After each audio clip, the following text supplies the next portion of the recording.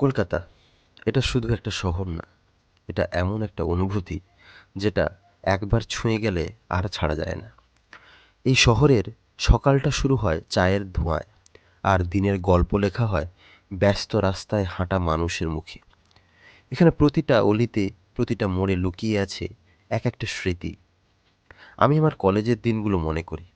প্রথম যখন কলকাতার উদ্দেশ্যে রওনা দেই, অনেক কল্পনা আমার চোখে ভিড় করে। ভেবেছিলাম সিনেমায় দেখা ওই ভোরবেলায় চায়ের কাপ যদি আমার হাতে হতো, যদি হলুদ ট্যাক্সি করে ময়দানের আশেপাশে একটু পাক লাগানো যেত, কিংবা ইডেন গার্ডেনের ময়দানে বসে যদি বিরাটের একটা সেঞ্চুরি দেখতে পাওয়া যেত, আবার মোহনবাগানের জয়ে যদি একটু বেশি উচ্ছ্বাসিত হয়ে আনন্দে নাচতে পারা যেত। কিন্তু এই শহর ব্যস্ত শহর, কেউ কেউ সময় বের করে নেয় বটে, কিন্তু আমি পারিনি।